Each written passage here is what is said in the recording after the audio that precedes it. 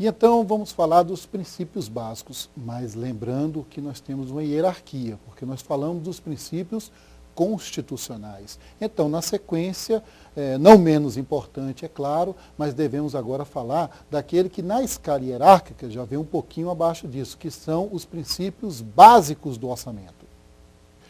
Unidade, universalidade, anualidade. Então, se falar de princípio da unidade, significa dizer que o orçamento ele é uno, ele é único, um único orçamento que venha para toda a esfera, tá certo? Desde a esfera federal, a esfera municipal, distrital, ok? E o princípio da universalidade significa o quê? Significa que esse orçamento vai conter todas as receitas e todas as despesas, tá certo? Vamos ficar atento a isso, né?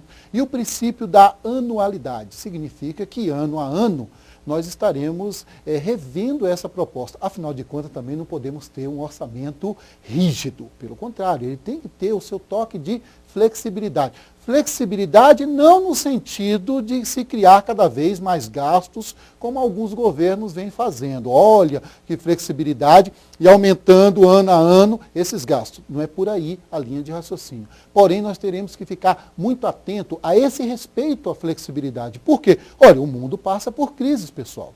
Então, a gente não pode imaginar que por conta disso nós vamos tornar um orçamento totalmente inflexível e prever todas as despesas dos 4 anos. Bom, seria um completo absurdo, não é o caso, e sei que você que está aí desse lado está atento também a esse detalhe. Falemos, então, uma coisa muito curiosa, já que eu falei que a previsão de todas as receitas e a fixação das despesas, isso foi o quê? Lá no conceito, lembra disso? E que tipo de despesas é essa, professor, que a gente tem? Já que você está falando tanto de despesa, de receita, universalidade, deve conter isso, anualidade, ano a ano, despesas correntes e despesas de capital. O que são despesas correntes? Olha aí, pessoal, uma palavra-chave para ajudar você, para com aqueles conceitos longos, né?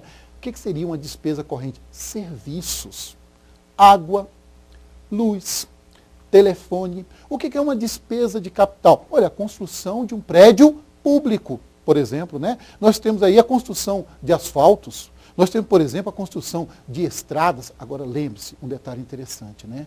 Tudo que for de cunho público, como, por exemplo, praças públicas, como, por exemplo, esse asfalto que é público, ele não vai constar no patrimônio da União. Pelo amor de Deus, não me errem isso em prova, tá certo?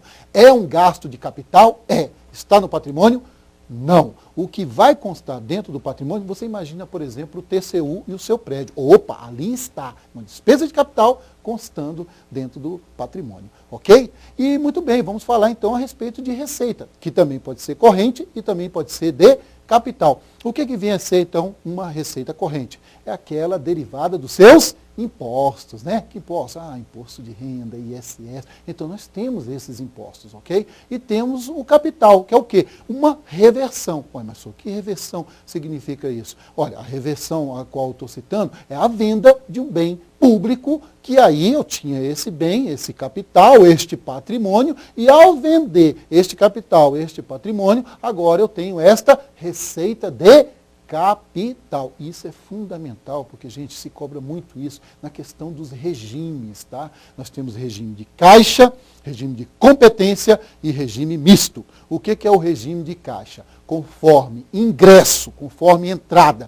conforme saída, eu tenho que fazer o registro de despesas e de receitas. O princípio, no regime de caixa, nesse caso, serve para as empresas filantrópicas. Vejamos então o princípio da competência do exercício. Serve para as empresas comerciais. Registra-se despesa e receita conforme fato gerador. Professor, mas que fato gerador é esse? O fato gerador é todo e qualquer documento que comprova a relação compra e venda. Às vezes você compra coisa, mas você paga na hora? Não, mas já tem um documento, não tem? A nota fiscal? É um fato gerador. Eu contratei um funcionário, vou pagar o quê? Mês que vem. Mas já tem que lançar agora. Por quê? Porque já tem a carteirinha, já tem o contrato que você assinou, já gerou uma despesa para o mês seguinte. E a questão do fato misto é o que o regime do governo adota.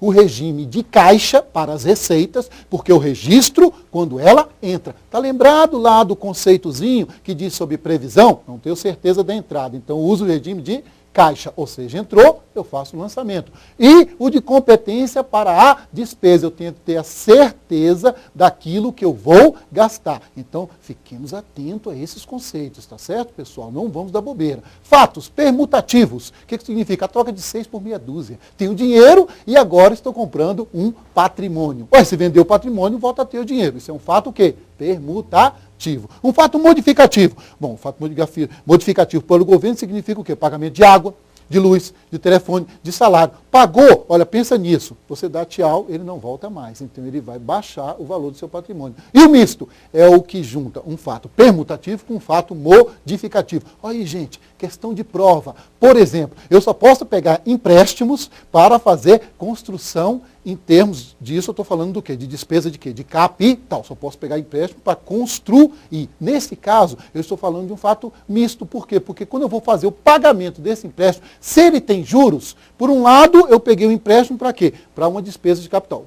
Peguei para comprar alguma coisa, um veículo, um móvel. Mas quando eu estou tendo que pagar isso aí, já tem juros. Os juros é um fato modificativo. Então, olha só, pessoal, interessante que você dê uma lidinha com mais calma nisso, mas observe esses pequenos conceitos que eu estou passando para vocês e a diferença que existe. Lembre-se, empréstimo só pode ser para despesa de capital. Vamos continuar interagindo, ok?